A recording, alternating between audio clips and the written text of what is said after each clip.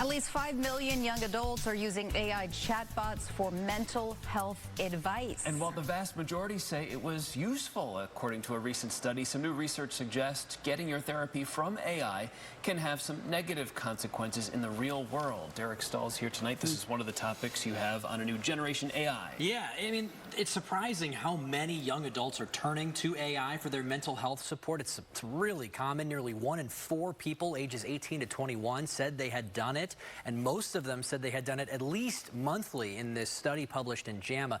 But there's some brand new research from a team at Stanford and Oxford that found that turning to sycophantic AI can be harmful.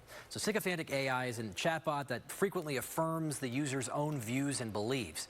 The researchers in this study found that this type of AI personality delivers a sense of emotional validation without the real effort of a real relationship, and it can change how people actually view their human connections.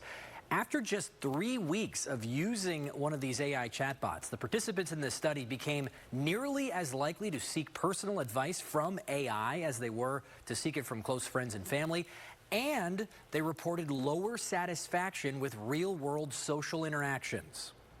None of these things are meant to be in place of a human relationship.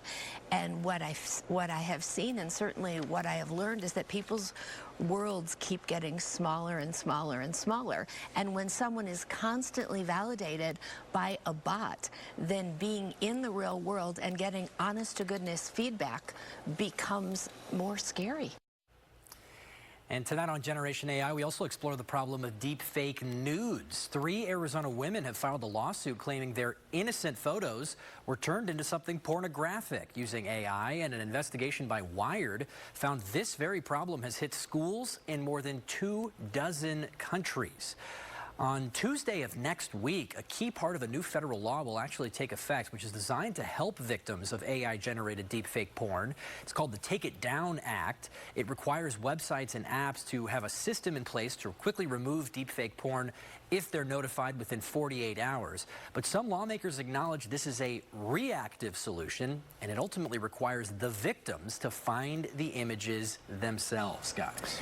Back to the therapy for a second. Sure. Oh my gosh. It's not really therapy if you're just getting an AI chatbot to say, oh no, you're doing everything right. The problem isn't you, it's got to be somebody else, right? That sycophantic level of things. Yeah. So are certain programs, like is ChatGPT better than Claude, or some of them better than others? That is a very interesting question that was not studied by this, so I wouldn't want to weigh in too strongly on that. But there are certain chatbots that are well known, that are known to be more sycophantic, right? Known to be more agreeable than others. Yeah. And this study is saying when you're getting that positive feedback loop, that can be harmful when you go out in the real world, because folks, you know, it takes real work to deliver, you know, a real human connection, and when you can get it so easily from AI, that can have consequences. And sadly, civil cases where people were using it for mental health and wound up taking their life. Right. Very, very serious consequences. disturbing. Yeah, Derek, thanks. We'll be watching tonight, because you can tune in too. All new Generation AI airs 7 p.m. on our AZF Plus app. Install it for free on your smart TV, or watch on demand on our YouTube channel.